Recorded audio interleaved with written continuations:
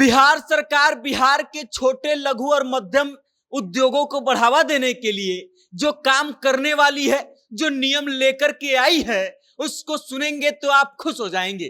खुश इसलिए हो जाएंगे क्योंकि अगर आप बिहार में कोई उद्योग लगाते हैं, भले ही वो मीडियम स्मॉल या माइक्रो इंटरप्राइजेस के तौर पर हो, भले ही छोटा उद्योग हो, लेकिन अब बिहार सरकार आपको विशेष फायदा देगी। फायदा इसलिए कि जो भी सरकारी टेंडर निकलेगा उसमें आपको छूट दिया जाएगा, या फिर जो भी सरकारी सामान खरीदा जाएगा, अगर आप बिहार से हैं, संचालन बिहार में कंपनी कर रही है आपकी, तो आपको बिहार सरकार जो है विशेष फायदा देगी। अब पूरी कहानी क्या है और कैसे इससे बिहार में उद्योगों को बढ़ावा मिलेगा, इन सभी मुद्दों पर हम विस्तार से बात करेंगे। लेकिन उससे पहले आप मेरा परिचय जान लीजिए। नमस्कार, मेरा नाम वेद प्रकाश है। आप जनता जंक्शन देखना शुरू कर चुके हैं और कैमरे के पीछे है विशाल। दरअसल बिहार सरकार जो है बिहार खरीद अधिमानता नीति 2024 लेकर के आई है, और इस नीति के अनुसार बिहार में जितने एमएसएमई मतलब मीडियम स्मॉल और माइक्रो इंटरप्राइजेज हैं, उन सभी को विशेष फायदा बिहार सरकार देगी। बिहार सरकार जो भी टेंडर जारी करेगी और जो भी टेंडर इन लोगों के द्वारा भरा जाएगा, उस टेंडर पर, या फिर बिहार सरकार जो है कोई सामान खरीदी करती है और इन कंपनियों के द्वारा अगर सामान बेचा जाता है, तो उसको बिहार सरकार ने फायदा देने का काम करने का निर्णय लिया है। बिहार सरकार फायदा कैसे देगी? तो बिहार सरकार जो है विशेष छूट देगी। मार्जिन अगर आपका ज्यादा है, फिर भी बिहार सरकार आपको प्राथमिकता देगी कि बिहार में बने हुए सामानों को खरीदा जाए या फिर बिहार के कंपनियों से सामानों को खरीदा जाए। इस बात को तय करेगी बिहार सरकार। और ये मार्जिन कितना होगा? तो नॉर्मल जो नीति निकलता है, जो रेट निकलता है सरकारी, उससे 15% अधिक तक मार्जिन जो है बिहार सरकार वियर करने के लिए तैयार हो गई है। अब ये कैसे करेगी और किस आधार पर छूट दिया जाएगा?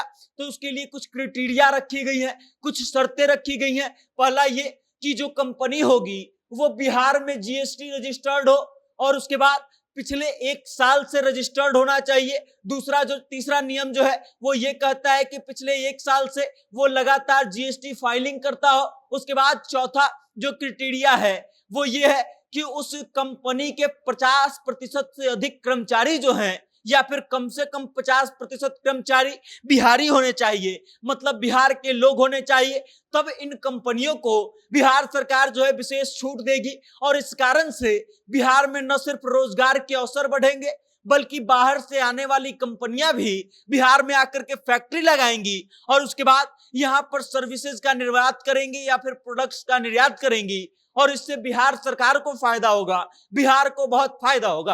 अब बिहार सरकार की खरीद अधिमानता नीति जो है ये कम से कम 5 लाख के खरीदारी पर शुरू होगा, मतलब 5 लाख से ऊपर के जो प्रोडक्ट हैं उसी पर ये छूट मिलेगी। 5 लाख से लेकर के 25 लाख 1 करोड़ तक जितने भी आप खरीदी करें, लेकिन कम से कम जो न्यूनतम सीमा है वो 5 लाख है। 5 लाख से ऊपर का खरीदारी अगर बिहार सरकार करती है तो इन कंपनियों को विशेष फायदा दिया जाएगा, और फायदा ये कि 1% से लेकर के 15% तक एक्स्ट्रा मार्जिन जो है बिहार सरकार इन कंपनियों को देगी, इनके प्रोडक्ट्स को खरीदे तो या फिर सर्विसेज को खरीदे तो। और इस कारण से बिहार में अब फैक्ट्रियों के लगने की संख्या जो है तेजी से बढ़ सकती है, क्योंकि जो सामान बिहार के बाहर से खरीदा जाएगा या फिर बिहार के बाहर रहने वाली कंपनी से लिया जाएगा, उसको ये छूट नहीं मिलेगा, उसको ये एक्स्ट्रा मार्जिन नहीं मिलेगा, और इस कारण से बिहार में अब हो सकता है कि फैक्ट्रियां लगने लगे और अधिक से अधिक फैक्ट्री लगने लगे।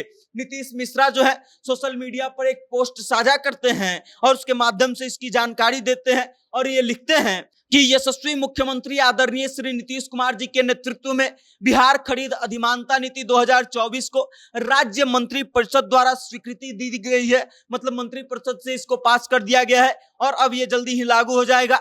इसके अंतर्गत बिहार सरकार के विभिन्न विभागों द्वारा की जाने वाली सरकारी खरीदारी व टेंडर प्रक्रिया में बिहार राज्य के जीएसटी पंजीकृत उत्पादों, एजेंसियां व स्टार्टअप को वरीयता दी जाएगी। सरकार जो भी प्रोडक्ट खरीदे या सर्विसेज खरीदे तो उन कंपनियों को वरीयता दिया जाएगा, प्राथमिकता दिया जाएगा जो बिहार में जीएसटी रजिस्टर्ड हो या फिर बिहार से उसका काम शुरू हुआ हो। उसके बाद साथ ही इस नीति के अंतर्गत सेवा क्षेत्र में किसी कंपनी को ही अधिमानता का लाभ मिलेगा, जिनमें कम से कम 50% कर्मचारी बिहार वासी होंगे। उसके बाद जो लोग सर्विसेज प्रोवाइड कर रहे हैं और उससे अगर बिहार सरकार सर्विस खरीदती है तो उन लोगों को ये छूट तभी मिलेगा जब उनकी कंपनी में कम से कम जो काम करने वाले लोग हैं 50% लोग बिहार से हों, तभी उनको इस छूट का फायदा मिलेगा। तो इससे आप समझ सकते हैं कि बिहार में आने वाली कंपनियों में बिहारियों को रोजगार भी मिलेगा।